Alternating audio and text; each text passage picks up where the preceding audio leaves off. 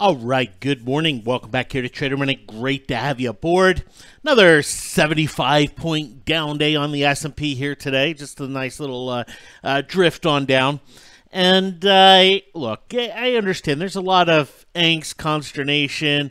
I mean, all you have to do is turn on the TV for 5 minutes and, you can hear it in fund manager voices. They either respond by being less certain or more certain, right? In many cases, they become more certain, trying to convince themselves that, hey, they know exactly what's going on and what's happening and all of that. And here's the reality. The reality is that those fund managers, those traders, they're concerned.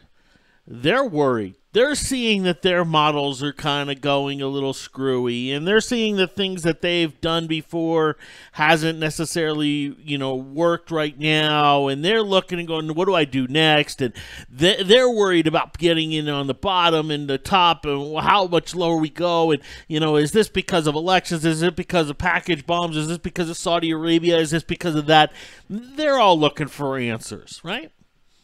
It's what the market does, and it's one of the reasons why there's no price stability right now, right?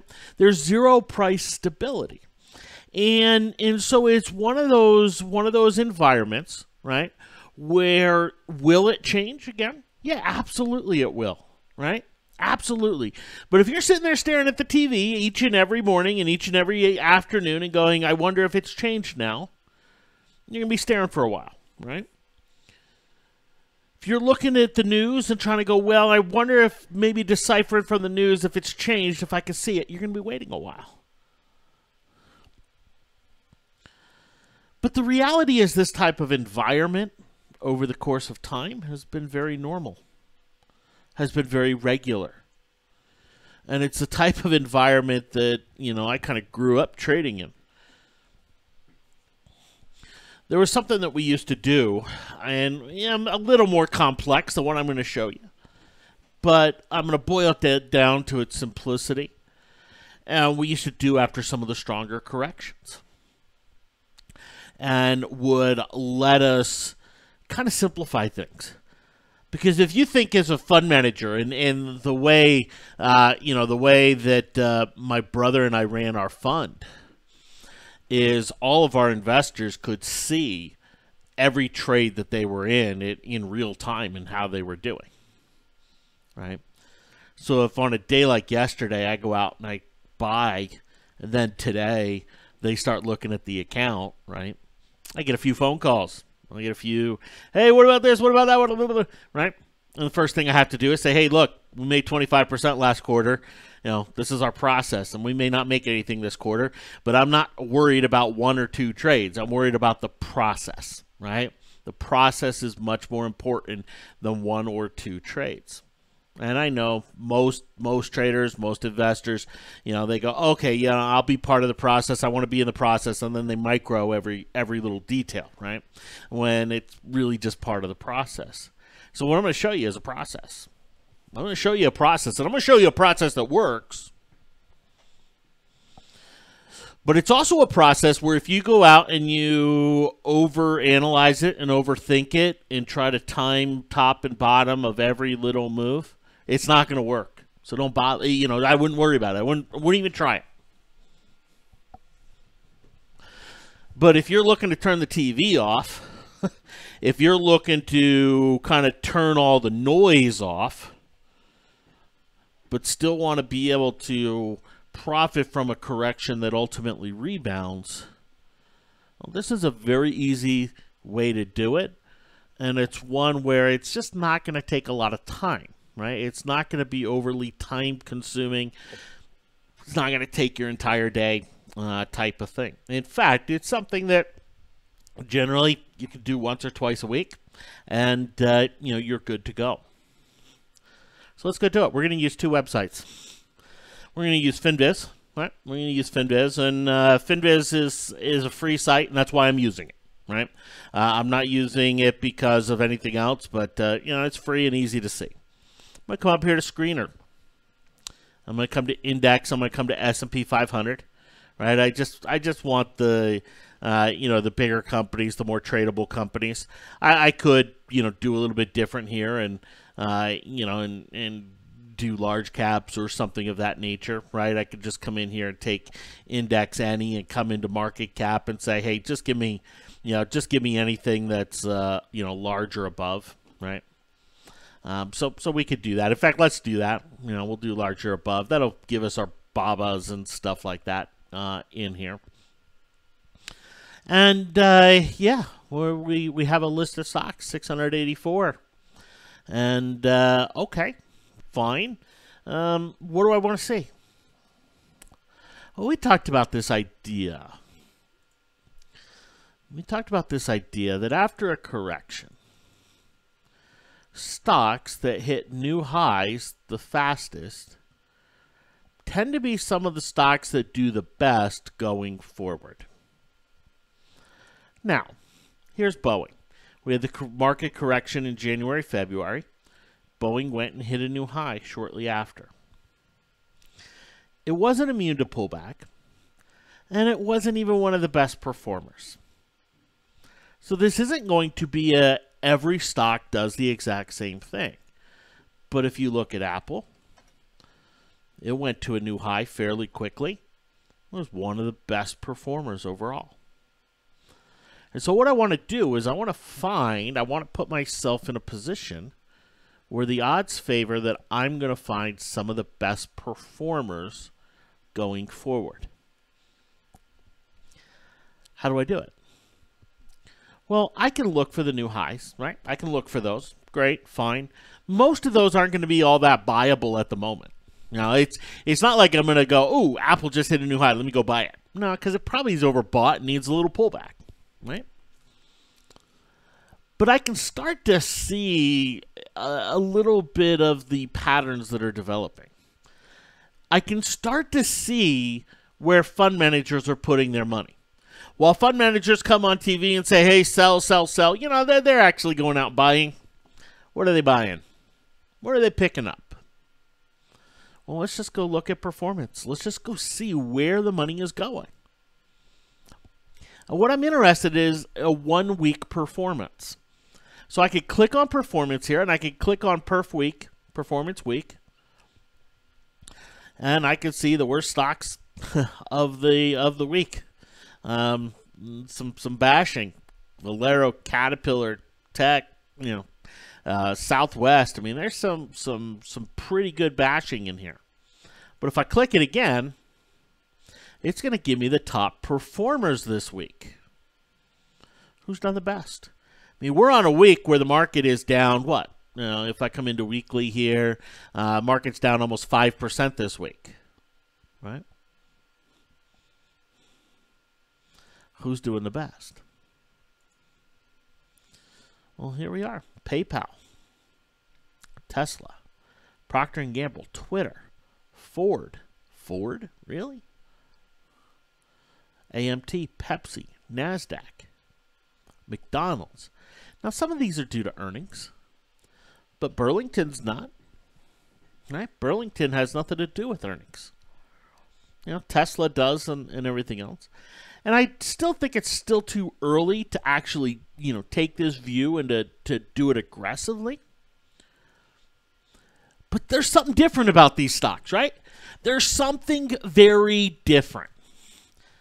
And I know the natural tendency in a market like this is to say, man, when do I buy Bank of America? I have it. I want into Bank of America. When do I buy it? When do I buy it? When do I buy it? Right? It's dipping. It's dropping. It's new low, new low, new low. But the reality is the odds are going to favor me from a trade standpoint to forget about those lows and to go by the strength. Because not only does the strength tend to weather some of the market moves, the strength also tends to outperform when the market does move. And so I can come in here and I can look at this strength, right? And now I'm just interested in stocks that I am semi-comfortable with or semi-know, right? And some of these ticker symbols, I go Simon Property Group, okay, commercial real estate. All right, here's Essen. Commercial real estate. All right, I'm not, realty. Commercial real estate. I can't really make any money on those. Weyerhaeuser, same thing. But I know commercial real estate, consumer staples, a lot of those sectors, are in here. But what's going to happen next week? Right, when I come into this list next week, especially on a week where the market's flat, I come into this list and I'm going to start to see the stocks that the early entry money into a market after a correction are buying. I can't really say much about Twitter because, it had earnings, or Ford. It had earnings, right? These are earnings moves. So, are we talking about fund managers really stepping in and buying, Tesla, same thing? No, right? I can't look at it that way.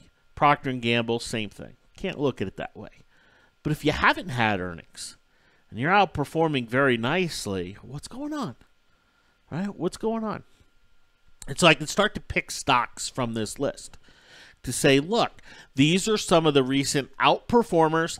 These are some of the ones that I can theorize will do better going forward in time. Let's just take NDAQ, right? NDAQ. This is what the stock looks like. It's not the NASDAQ index. It's the NASDAQ group, the ones who are making the money off all the trades. And here's the chart. Right? When do I get in? What do I do? When do I buy? When do I sell? How do I manage this? Right? Now I have it on my watch list. When do I go and get in? Well, let's keep it simple and let's keep from getting whipsawed, right?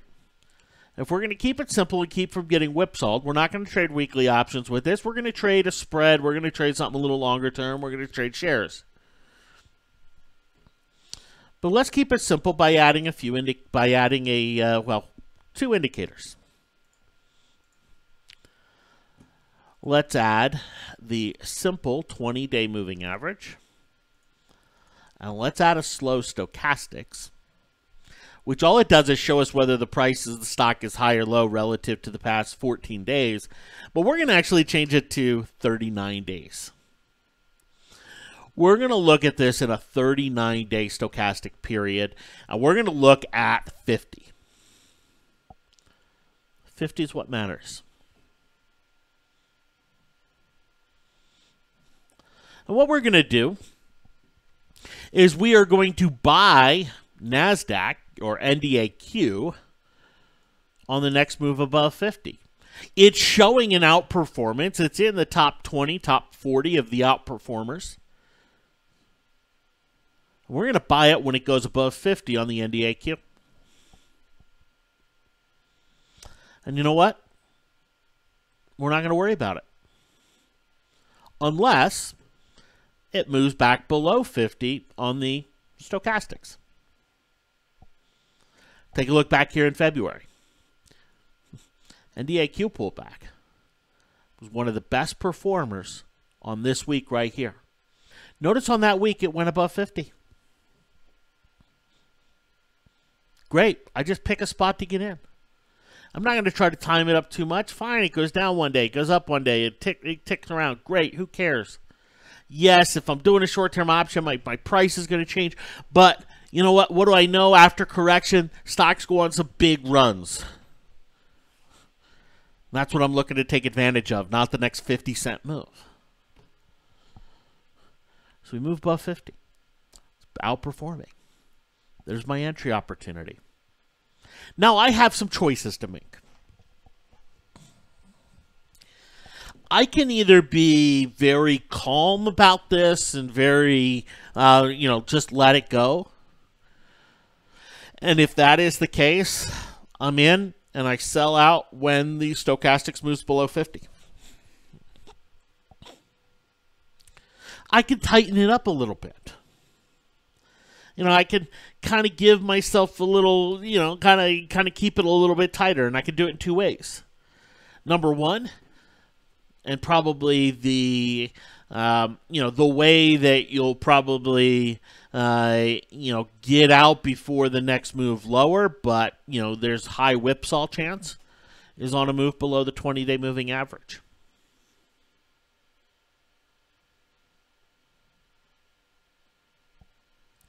But perhaps the best exit, the tightest exit, if you're a little nervy, is when it goes above 80 and moves back below 80.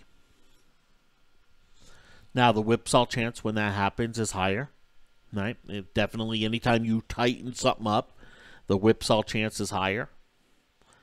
But what you can do is use moves back above 80 to be a buyer. And simply just use this indicator. Where is it at the close? Where is it at the close of every day? Is it above 50? Great. Chances are my trade's going to work. Chances are it's going to perform just very well.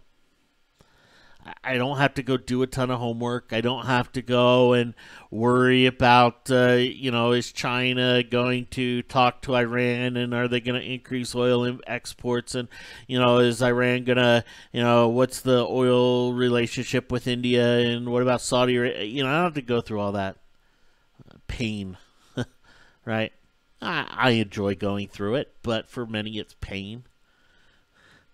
But I can just sit here and I go, okay, I have a stock that is shown that fund managers are coming in, that money is flowing in early.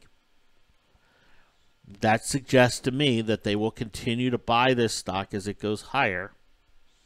Now, where do I look to buy it? So NASDAQ NDAQ goes on my list now. Am I buying it now? No, I'm not buying it now. I have no interest in buying it now. When it goes above 50, boom, that's when I'll look to buy it. And it doesn't mean I buy it on the day it goes above 50 or something like that. A lot of times it moves above 50, hey, I'll buy the next dip as long as it doesn't move back below 50. Right? I'll use that as my opportunity to, to step in, or, I have in the past, personally, I just take something a little shorter term timing that I like and go. But with with this type of strategy, right? This isn't something where I want 80 stocks on my watch list. I just want a handful of 7, 8, 9, 10. That's why I say, hey, the ones that reported earnings, I'm not putting on here, right? Which are most of these. I'm also not putting my consumer staple and utility stocks on here because I just don't like to trade them. So for me, the market still, the market's hit a new low here today, right? So we're still not in the rebound phase yet. We're still not in something where I can go, man, definitely in the rebound phase. But when we go into that, when we start to bounce, and we come in and look at this next week, and we see the top performers for the last week, we're going to start seeing some new names on here. We're going to start seeing some names where fund managers are really putting some of their money. And maybe the same fund manager that's on TV touting to sell it right now because they want a better price. But I'm going to take, and from this list, grab 7, 8, 9, 10 of the stocks that I really like. I'm going to go and apply a 39.1 stochastics on it. I'm going to go. Say, hey, let's go. If there's a stock that you really like out there and you don't want to miss it, you don't want to miss the next big run. Something like a Bank of America, for instance, right? Notice where it's sitting. It's below 50. It's not going to have, it's only going to have a quick rebound to get it above 50. It's not going to have a massive run while it's below 50. And so waiting until it goes above 50 is going to put the odds much more squarely in your favor of being right in the shorter term. You could tighten this down. This 39-day is a period that the technical analyst John Murphy made famous in some of his books. One that he uses commonly, and one that I gravitated to. But it is something you can shorten up a little bit. Right?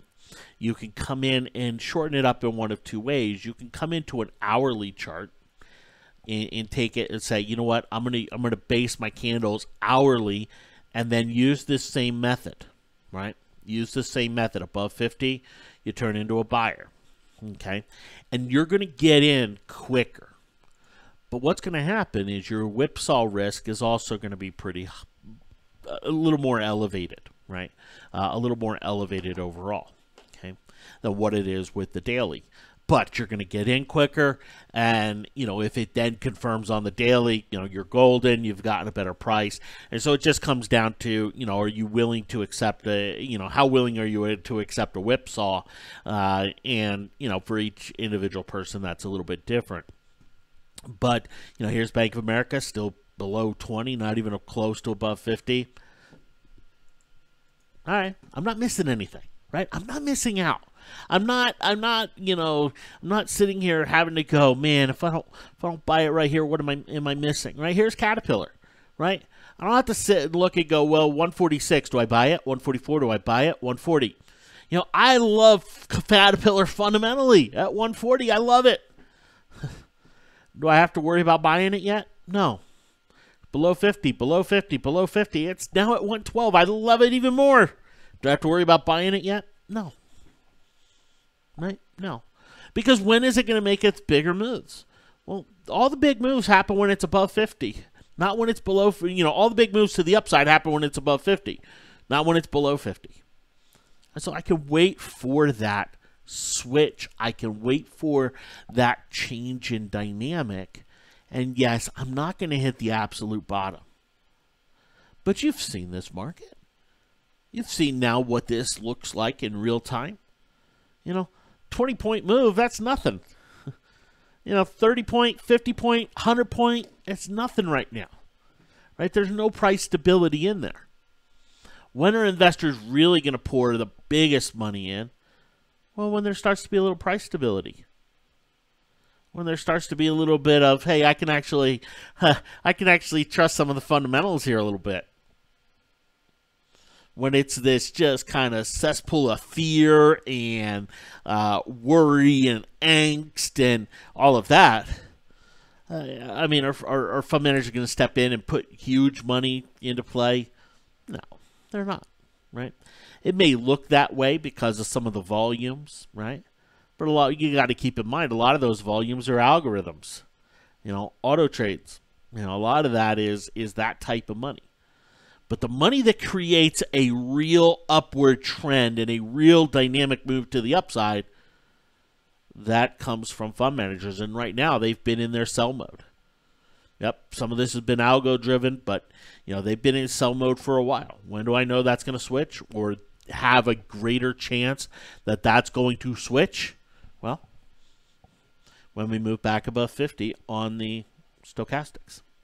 Now, I can also shorten my time period and use a daily chart, right?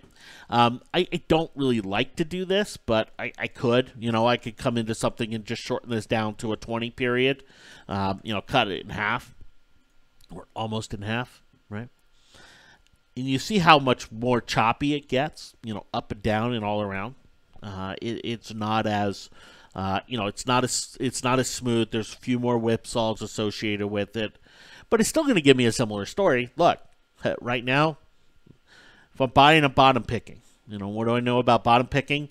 I know that bottom picking, is catching a falling knife, and if you don't catch the handle, you're in pain. And the odds of catching the handle are what? So overall, this is if you want to turn off the TV, if you want to, turn me off. If you want to turn off any of the commentary that's out there and just keep it really simple and feel comfortable that you're going to, when the correction is over, you're going to be able to take strong advantage of it. These two things, that FinViz scan, where the money is going, and then this simple stochastics method, very easy, very functional, and has been very effective in corrections for many years. We haven't had many corrections in the market of late. And, to see one here coming into play and everything else, it's, market returning to a little bit of normality. And what these corrections do is they create some really big imbalances. But they also create a lot of biases, amongst people. and amongst traders, and it takes a while for those biases to come out, and that's why some of the trends can be bigger, because while the stock's going up, a lot of the biases are still worried, right? Just think about it this way. If you're a trader, and you stepped in and you bought aggressively on Tuesday, how are you feeling today? Are you as willing to buy on the next rally? No, right? You're not going to be as willing to buy on the next rally. You're going to be a little more leery. And a little more leery, and a little more leery, and then the rally's going to happen. You're going to be leery, then it's going to go up again, and you're going to be leery and leery, right? Even as it keeps going on up. It's going to take a little convincing, isn't it? Fund managers are no different. Fund managers, they're human. They have their emotions, yet they may have a whole bank of metrics. They may have some stuff telling them what to do and everything else. But the reality is that human element is still there. It's still real. And they're still alive, in them and in the overall market. Hope this helps. Hope this can kind of, help you be in a position where you're not having to stare at every minute going, I wonder if I'm at the bottom. I wonder if I'm at the bottom. I wonder if I can buy here. I wonder if I should buy here. And be able to kind of do it a little bit more mechanically, a little bit more calmly, a little more comfortably. When that happens, generally the profits are, much nicer, there. Again, I don't advocate this for short-term weekly option trading, or even monthly option trading, right? This isn't, I would not apply short-term options to this method. But if you're looking to apply covered calls, you're looking to apply debit spreads, you're looking to apply shares, that type of thing, this is a very nice way to go about doing it. In terms of short-term options, in terms of going about it with short-term options, you see me doing it the way that I'm comfortable with, and that's through the mechanism of the challenge, right? And I know with the challenge, each and every trade is scrutinized. Each and every trade is, oh, we had a gain, let it go. Oh no, we had a loss, we take it. Every trade gets highly scrutinized. But the reality is the challenge is a process. And, in the must-watch videos, you hear me talk about that. You've heard me talk about it many times. And it's a process that makes me feel comfortable in these time periods. And, yeah, I may not make money in this time period. And, yeah, I may lose. And, yes, I want to make money. And, yes, I hate when a trade goes against me. And, there's nothing. It stinks. It absolutely stinks to have Adobe go up $14 yesterday, and then to sit and watch it gap on down and sell off and be down $11 this morning. Absolutely stinks, right? But at the same time, is my goal to high point and low point Adobe all the time? No. That's not my goal. My goal is to risk-reward exposure and to grow the challenge. And you see me take the challenge and grow it, and have surges in it. And, even this challenge, we surged up to 10K. I know we've backtracked. I think we're around 5K now. So we've backtracked a little bit. But I have that risk control, right? That ultimate risk control. And now it's a matter of, okay, going out and making decisions that I'm comfortable with, knowing that, look, maybe the wrong decision, right? It may ultimately go against me, and so it'll be called wrong or something like that. But it is something, it's how I feel comfortable stepping in with those types of high risks, high risk instruments, and giving myself the potential for the high reward. I still am trying to shake the SPY and me getting whipsawed out of it, right back here at 276, my SPY puts, right? But at the same time, right, it's part of that process. And, yep, I'm going to get whipsawed out. Great, move on. I can look at many trades where I didn't get whipsawed out. And, okay, great, but I'm not going to dwell trade by trade. It's, every day, okay, risk, reward, exposure, knowing the environment and saying, all right, what do I want to do? And it's part of that process. And so if you're going to go and look and use the process that I showed you here today for identifying stocks and trading them after a correction, you have to look at it as a process. To look at it and to look at each and every individual trade and to say, well, I'm going to try it once and I'm going to go buy this one stock and, oh, tomorrow it goes down on me. I say, forget all that. It's never going to work, right? Or go, oh, well, this worked today, so let me go do 10 more. And you get a little over-enthused about it, right? It's not going to work out. It's not going to be effective that way. It's a process of, understanding what is actually happening, what is going on, putting the amount of risk that you're comfortable with, and running and letting that process work out, letting that process happen out, knowing what the worst case scenario is and what the best case scenario is, and running here with it. Thanks for hopping on. Have yourselves a great one, and we'll talk to you later. Take care.